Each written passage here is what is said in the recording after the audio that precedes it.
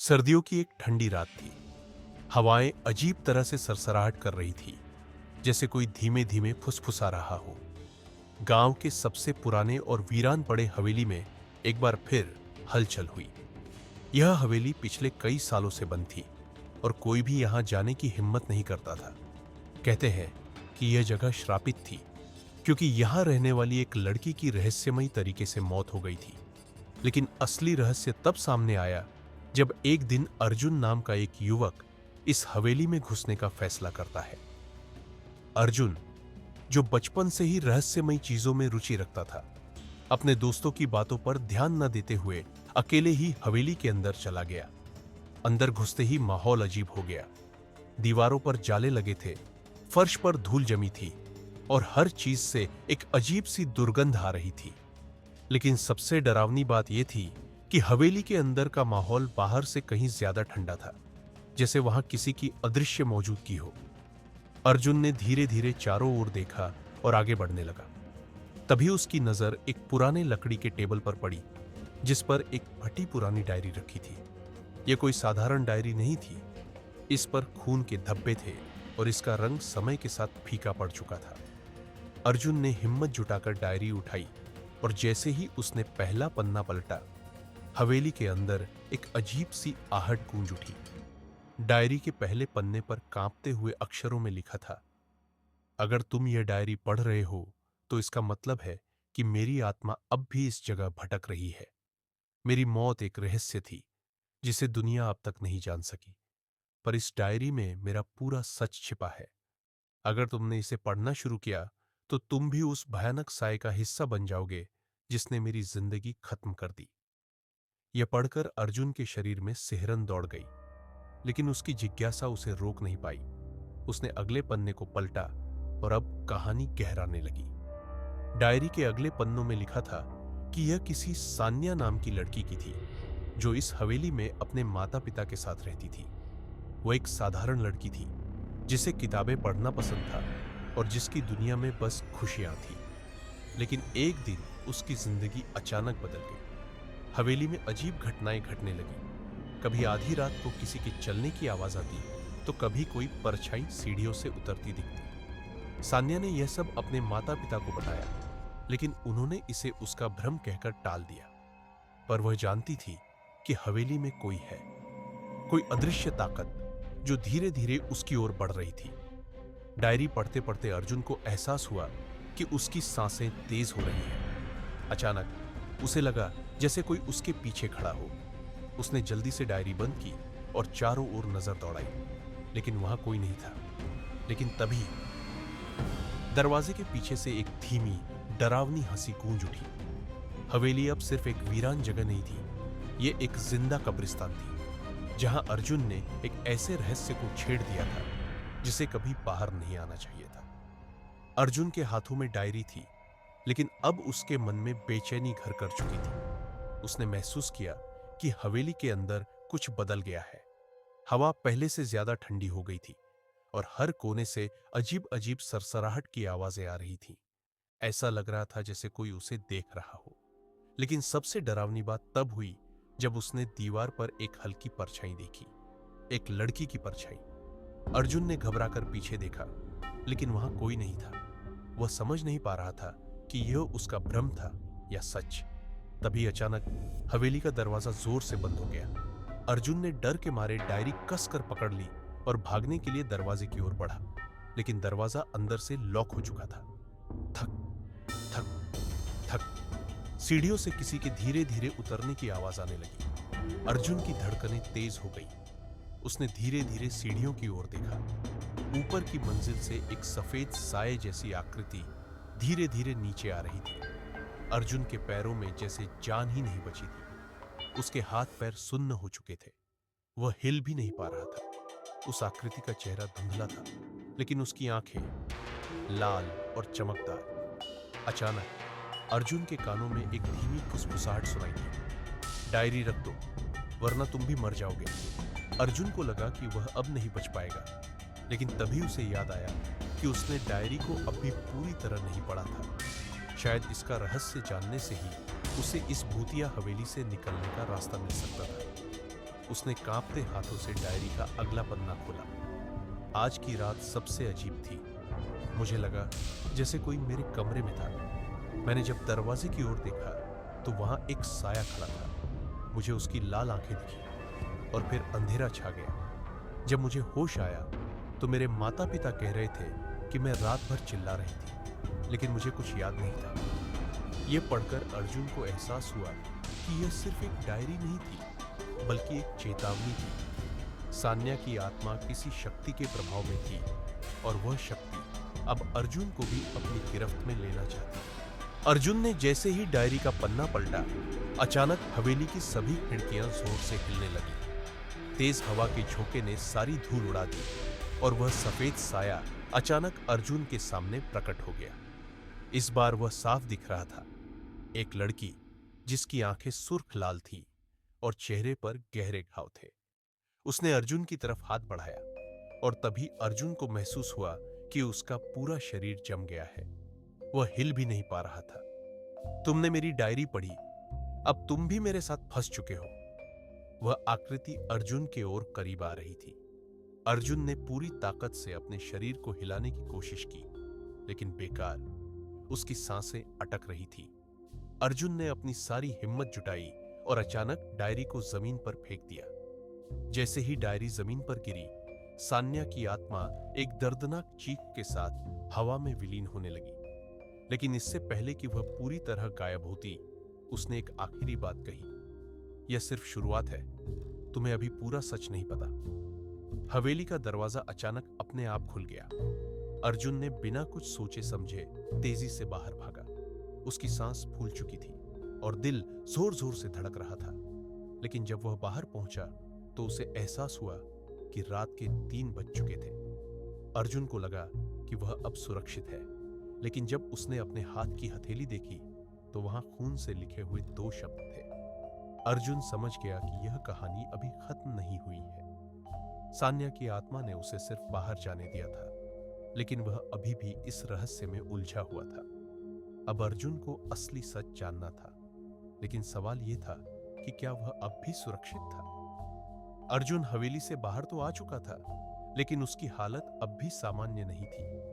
उसके हाथ में लिखे शब्द आखिरी पन्ना किसी डरावनी चेतावनी की तरह लग रहे थे। उसका दिमाग तेजी से सोच रहा था, आखिरी पन्ने में क्या लिखा होगा। क्या वह इसे पढ़े बिना इस रहस्य से मुक्त हो सकता है। रात का सन्नाटा अब भी उतना ही डरावना था। हवेली के अंदर जो कुछ हुआ था वह असली था या उसका भ्रम। लेकिन एक बात पक्की थी, डायरी में जो भी लिखा था वह सिर्फ एक पुरानी कहानी नहीं थी, बल्कि एक भयानक सच्चाई थी जो अब अर्जुन की जिंदगी से जुड़ चुकी थी।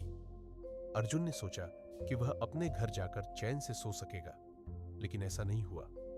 जैसे ही वह अपने कमरे में पहुंचा और लाइट ऑन की, उसे ऐसा लगा जैसे कमरे में पहले से ही कोई मौजूद था। उसने चारों ओर देखा, सब कुछ सामान्य था, लेकिन अचानक उसे लगा कि अलमारी के पास कोई हलचल हुई है। उसने धीरे धीरे नजदीक जाकर देखा, लेकिन वहां कुछ नहीं था। शायद मेरी थकान की वजह से दिमाग बहक रहा है, उसने खुद को समझाने की कोशिश की। लेकिन जैसे ही उसने खिड़की की ओर देखा, वहां का नजारा देखकर उसकी सांसें थम गई। खिड़की के शीशे पर किसी ने अंदर से उंगलियों के निशान बनाए थे। अर्जुन का पूरा शरीर डर से जकड़ गया। वह जानता था कि उसने ऐसा कुछ नहीं किया, फिर ये निशान आए कहां से। अर्जुन किसी तरह खुद को संभालकर बिस्तर पर लेट गया। उसने सोचा कि सब कुछ भूलकर सो जाएगा, लेकिन नींद उसकी आंखों से कोसों दूर थी। कमरे की लाइट बुझाकर उसने आंखें बंद की, लेकिन तभी उसे लगा कि कमरे में हल्की सरसराहट हो रही है। उसने धीरे धीरे आंखें खोली और बिस्तर के सामने रखे आईने की तरफ देखा। आईने में कोई खड़ा था। वह सफेद कपड़े पहने एक लड़की थी, जिसकी लाल चमकती आंखें अर्जुन की आंखों से मिल रही थी। अर्जुन का खून जम गया। उसने तुरंत पलटकर देखा, लेकिन वहां कोई नहीं था। उसने दोबारा आईने में देखा तो अब वहां कुछ भी नहीं था। अब उसे समझ आ गया कि यह सब सिर्फ एक भ्रम नहीं था, कुछ था जो उसे देख रहा था, उसका पीछा कर रहा था। अर्जुन के पास अब एक ही रास्ता बचा था, डायरी का आखिरी पन्ना पढ़ना। उसने कांपते हाथों से डायरी निकाली और उसे खोला। आखिरी पन्ने पर सिर्फ एक ही लाइन लिखी थी, अगर तुमने इसे पढ़ लिया तो अब तुम भी इस रहस्य का हिस्सा बन चुके हो। अब तुम कभी बच नहीं सकते। अर्जुन ने यह पढ़ा ही था कि कमरे में रखी टेबल अपने आप हिलने लगी। खिड़की जोर से झटके के साथ खुल गई और तेज हवा अंदर आने लगी। दीवारों पर कुछ अजीब सी छायाएं बनने लगी, जैसे कोई अदृश्य शक्ति वहां मौजूद हो। अर्जुन ने जल्दी से डायरी बंद कर दी, लेकिन अब बहुत देर हो चुकी थी। पीछे से किसी ने धीरे से उसके कंधे पर हाथ रख दिया। अर्जुन के शरीर में करंट दौड़ गया। उसने धीरे धीरे गर्दन घुमाई और वहां खड़ी थी वही लड़की, सान्या। उसकी आंखें जल रही थी, चेहरा पीला पड़ चुका था और उसके होठों से हल्का हल्का खून रिस रहा था। सान्या ने धीमी आवाज में कहा, अब तुम मेरी जगह लेने वाले हो। अर्जुन की चीख पूरे घर में गूंज उठी। अर्जुन की चीख अंधेरे कमरे में गूंज रही थी, लेकिन उसे सुनने वाला कोई नहीं था। सामने वही लड़की खड़ी थी, सान्या। उसकी लाल चमकती आंखें अर्जुन को घूर रही थी, जैसे वह उसकी आत्मा को चूस लेना चाहती हो। अर्जुन का पूरा शरीर कांप रहा था। उसने हिम्मत जुटाकर कहा, तुम क्या चाहती हो मुझसे? सान्या की आत्मा धीरे धीरे मुस्कुराई, लेकिन उसकी मुस्कान डरावनी थी। उसकी आवाज फुसफुसाते हुए आई, तुम्हें वो सच जानना है जिसे सबने छिपा दिया। अर्जुन ने धीरे से सिर हिलाया। अब वह पीछे हटने की हालत में नहीं था। यह रहस्य सुलझाए बिना वह इस भयानक स्थिति से बाहर नहीं निकल सकता था। सान्या की आत्मा ने अचानक अपना हाथ बढ़ाया और अर्जुन को ऐसा लगा जैसे समय रुक गया हो। उसके चारों ओर सब कुछ धुंधला होने लगा और जब उसने दोबारा आंखें खोली तो वह किसी दूसरी जगह था। अर्जुन अब उसी हवेली में था, लेकिन यह वीरान और टूटी फूटी नहीं लग रही थी। हवेली रोशनी से भरी हुई थी, जैसे वह किसी समय में पीछे चला गया हो। वह हॉल में खड़ा था, जहां एक छोटी लड़की बैठकर कुछ लिख रही थी। सान्या? अर्जुन को समझ आ गया कि वह अतीत देख रहा है। सान्या अपनी डायरी में कुछ लिख रही थी, लेकिन उसके चेहरे पर डर साफ झलक रहा था। तभी दरवाजे से एक आदमी अंदर आया। उसका चेहरा सख्त और क्रूर लग रहा था। वह सान्या के पिता थे।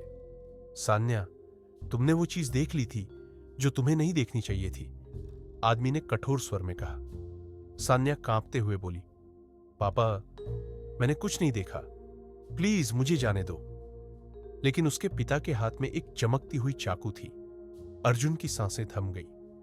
उसने देखा कि सान्या का पिता धीरे धीरे उसकी ओर बढ़ रहा था। अगर तुमने किसी को बताया तो तुम जानती हो कि अंजाम क्या होगा, उसके पिता ने खौफनाक आवाज में कहा। सान्या की आंखों में आंसू आ गए। उसने अपनी डायरी की ओर देखा, फिर धीरे से बोली, पर मैं सच छिपा नहीं सकती। अर्जुन समझ गया कि सान्या ने हवेली में कोई ऐसा राज देख लिया था जो उसके पिता नहीं चाहते थे कि किसी को पता चले। और अगले ही पल सान्या के पिता ने चाकू उठाया और सान्या की चीख पूरे कमरे में गूंज उठी। अर्जुन हक्का बक्का रह गया। सान्या की मौत किसी भूतिया ताकत से नहीं हुई थी। उसे उसके ही पिता ने मार दिया था और उसकी डायरी, वह डायरी उसकी आखिरी गवाही थी। अचानक अर्जुन की आंखों के सामने सब कुछ धुंधला होने लगा। हवेली की रोशनी गायब हो गई और वह फिर से अपने कमरे में आ गया। लेकिन इस बार सान्या की आत्मा उसके सामने थी। उसकी आंखों में आंसू थे। अब तुम्हें मेरा सच पता चल गया है, सान्या की आवाज कांप रही थी। अर्जुन अब डर नहीं रहा था। उसने धीरे से पूछा, अब मैं क्या कर सकता हूं? सान्या ने धीमी आवाज में कहा, मेरे पिता अब भी जिंदा है। उन्होंने मुझे मार दिया और लोगों को झूठ बताया कि मैंने आत्महत्या की। मेरी आत्मा तभी मुक्त होगी जब वे अपने गुनाह को कबूल करेंगे। अर्जुन को समझ आ गया कि उसे अब क्या करना है। अब यह सिर्फ एक भूतिया कहानी नहीं थी, यह इंसाफ की लड़ाई थी। अर्जुन अब डर से बाहर आ चुका था। अब वह जानता था कि यह सिर्फ एक भूतिया घटना नहीं थी, बल्कि एक बेगुनाह आत्मा को इंसाफ दिलाने की कहानी थी। सान्या के पिता ने उसे बेरहमी से मार दिया था और फिर उसकी मौत को आत्महत्या साबित कर दिया। लेकिन सवाल यह था कि अब अर्जुन क्या कर सकता था। अर्जुन ने सान्या की आत्मा से पूछा, मैं तुम्हारी मदद कैसे कर सकता हूं? सान्या की आंखों में उम्मीद की चमक थी। उसने धीरे से कहा, मेरी डायरी में सब कुछ लिखा है, लेकिन सबूत तभी मिलेगा जब तुम हवेली के तहखाने में जाओगे। वहां कुछ ऐसा छिपा है जो मेरे पिता ने सबको दिखने नहीं दिया। तहखाना? अर्जुन चौंक गया। वह जानता था कि हवेली में तहखाना था, लेकिन वहां जाने की किसी ने कभी हिम्मत नहीं की थी। अब उसके पास कोई और रास्ता नहीं था। अर्जुन अगली रात हवेली में वापस गया। इस बार वह अकेला नहीं था। उसने अपने दोस्त रोहित को भी साथ लिया। भाई, तू पागल तो नहीं हो गया? फिर से यहां क्यों आया? रोहित घबराया हुआ था। मुझे एक चीज ढूंढनी है, और अगर मैं सही हूं तो हमें सान्या की मौत का सबूत मिल सकता है, अर्जुन ने दृढ़ता से कहा। दोनों ने टॉर्च जलाकर हवेली के अंदर कदम रखा। इस बार हवेली पहले से भी ज्यादा डरावनी लग रही थी। जैसे ही वे तहखाने की ओर बढ़े, हवा में अजीब सरसराहट होने लगी। थक थक। सीढ़ियों पर किसी के चलने की आवाज आई, लेकिन वहां कोई नहीं था। अर्जुन ने हिम्मत जुटाकर तहखाने का दरवाजा खोला और अंदर चला गया। तहखाने के अंदर सब कुछ टूटा फूटा था। दीवारों पर नमी और सड़ांत की बदबू थी, लेकिन अर्जुन और रोहित को वहां कुछ भी नहीं दिखा। तभी अर्जुन की नजर एक पुरानी लकड़ी की अलमारी पर पड़ी। शायद यही है। अर्जुन ने जैसे ही अलमारी का दरवाजा खोला, उसमें एक छोटी सी ट्रंक रखी हुई थी। उसने धीरे से उसे खोला और जो देखा वह रोंगटे खड़े कर देने वाला था। उस ट्रंक में सान्या का खून से सना रिबन और एक पुराना पत्र रखा था। पत्र पर लिखा था, पापा, मैंने आपको देखा था। आप उसे मार रहे थे। मैंने सब देख लिया। पत्र अधूरा था, लेकिन यह साबित करने के लिए काफी था कि सान्या ने अपने पिता को किसी और की हत्या करते देख लिया था, और इसलिए उसे भी मार दिया गया। अब अर्जुन समझ चुका था कि सान्या सिर्फ एक आत्मा नहीं थी, बल्कि एक गवाह थी जिसे चुप करा दिया गया। अर्जुन ने वह ट्रंक लेकर पुलिस को सौंप दिया। पहले तो किसी ने उसकी बातों पर ध्यान नहीं दिया, लेकिन जब फॉरेंसिक जांच हुई तो यह साबित हो गया कि सान्या की मौत आत्महत्या नहीं थी, उसे मारा गया था। उसके पिता को गिरफ्तार कर लिया गया। जब पुलिस ने उन पर दबाव डाला तो उन्होंने कबूल किया कि उन्होंने सान्या को इसलिए मारा क्योंकि उसने उनके गुप्त अपराध को देख लिया था। मुझे लगा था कि मैं बच जाऊंगा, लेकिन यह डायरी, सान्या की डायरी ने आखिरकार सच्चाई उजागर कर दी। अर्जुन ने आखिरी बार हवेली का रुख किया। इस बार वहां कोई डर नहीं था। हवेली में वही सन्नाटा था, लेकिन अब वहां एक अजीब सा सुकून था। अचानक अर्जुन को लगा कि कोई उसके पास खड़ा है। उसने मुड़कर देखा। वहां सान्या की आत्मा खड़ी थी, लेकिन इस बार वह डरावनी नहीं थी। उसकी आंखों में शांति थी। उसने धीरे से कहा, शुक्रिया अर्जुन, अब मैं आजाद हूं। और फिर उसकी आत्मा एक हल्की रोशनी में बदलकर आसमान की ओर उड़ गई। हवेली अब भी वीरान थी, लेकिन अब वहां कोई भूत नहीं था। अर्जुन ने सान्या की डायरी के आखिरी पन्ने को देखा। उस पर अब नया कुछ लिखा हुआ था। धन्यवाद अर्जुन, तुमने मेरी कहानी का आखिरी पन्ना पूरा कर दिया। अर्जुन ने हल्की मुस्कान के साथ डायरी बंद कर दी। अब यह सिर्फ एक भूतिया कहानी नहीं थी, यह एक इंसाफ की दास्तान थी। अगर आपको यह वीडियो पसंद आया हो तो कृपया लाइक करें, चैनल को सब्सक्राइब करें और नीचे कमेंट करके अपनी राय जरूर बताएं। धन्यवाद।